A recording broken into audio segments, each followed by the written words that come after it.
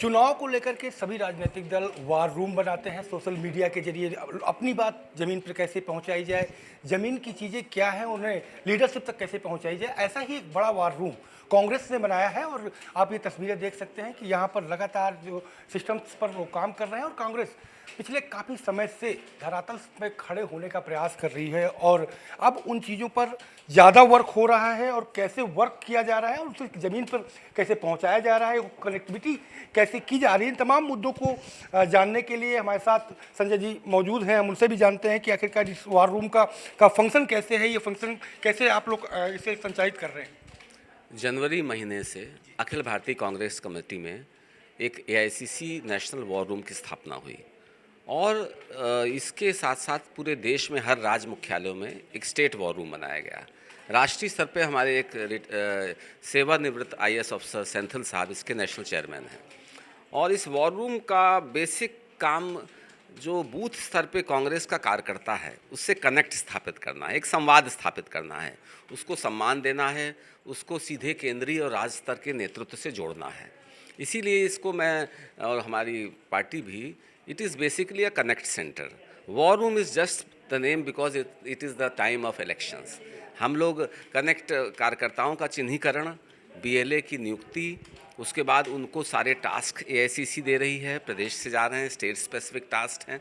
जैसे अगर राहुल गांधी जी ने 5 गारंटी कही हैं तो बूथ के जनमानस तक कैसे पहुँचे, ये इसमें हम सम्मान दे रहे हैं अपने बूथ लेवल कार्यकर्ता को और उसका नाम डाटा उससे निरंतर संवाद कर रही है दिल्ली भी और हम लोग भी कर रहे हैं पिछले 2-2.5 महीने से।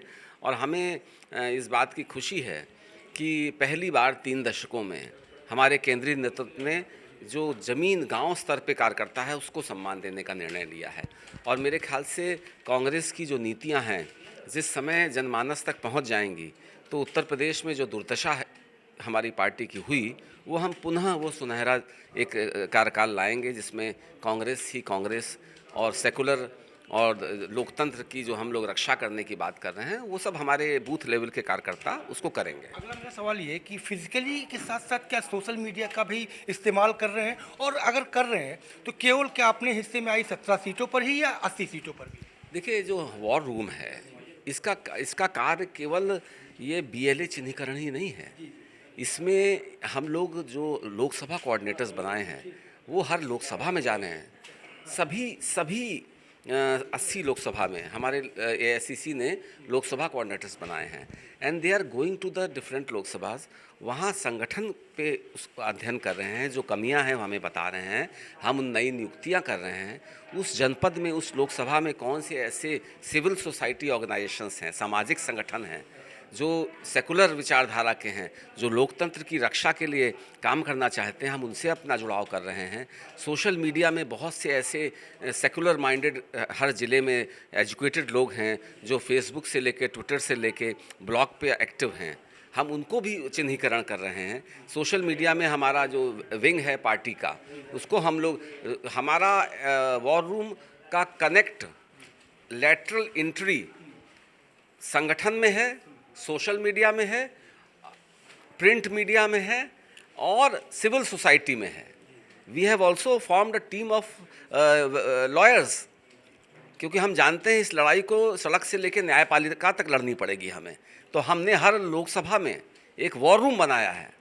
17 लोकसभा जहां हम लड़ रहे हैं वहां वॉर रूम है, उसका इंचार्ज है। वहां एक लीगल टीम जिसका हेड हमने लखनऊ में रखा है, सिविल सोसाइटी का कनेक्ट पर्सन लखनऊ में बैठा है। लेकिन इस प्रदेश में बहुत से ऐसे सामाजिक संगठन थे, क्योंकि भाजपा ने सरकार में आने के बाद सबसे पहले अगर प्रहार किया तो वो सामाजिक संगठनों पे किया, जिनको एनजीओस कहते हैं। जो सिविल सोसाइटी ऑर्गेनाइजेशंस हैं उनको पूरी तरह पंगु कर दिया। जो पत्रकार आवाज़ उठाता था उसकी हत्याएं हुई हैं इस देश में।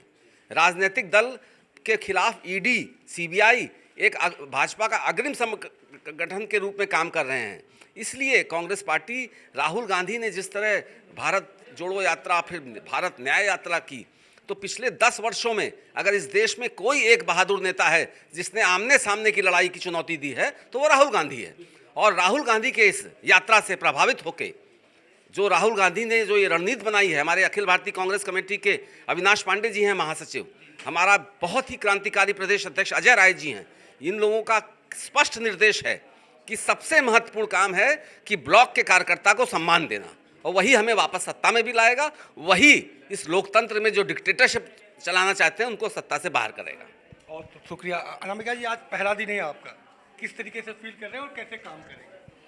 सबसे पहले तो मैं अपने शीर्ष नेतृत्व को मैं बहुत धन्यवाद मैं देना चाहती हूँ कि मुझे मेरे जैसे एक छोटे से कार्यकर्ता को इतना बड़ा मौका दिया, मेरे पे विश्वास किया है। तो मेरे अध्यक्ष श्री अजय राय जी, हमारे प्रभारी श्री अविनाश पांडे जी को मैं बहुत धन्यवाद देना चाहती हूँ।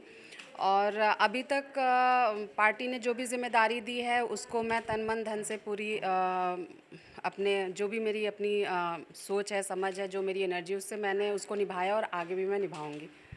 तो आप देखिए कि इस वार रूम में एक पूरा मैप लगाया गया है, जिस मैप के जरिए विधानसभा वार, लोकसभा वार पूरी जो डिटेल्स है वो लगी हुई है। और इस वार रूम को पहली बार इतनी स्ट्रॉन्ग ढंग से काम करते हुए देखा जा रहा है और बताया जा रहा है कि कांग्रेस ने और ख़ास करके राहुल गांधी जी ने कर्नाटक या ये कह सकते हैं कि दक्षिण भारत में एक बड़ा प्रैक्टिकल किया था, उस प्रैक्टिकल की वजह से बड़ी सफलताएँ मिली हैं। तो शायद अब यही वही प्रैक्टिकल यूपी सहित उन तमाम हिंदी भाषी राज्यों में भी किया जाएगा जहाँ पर कांग्रेस कमज़ोर है।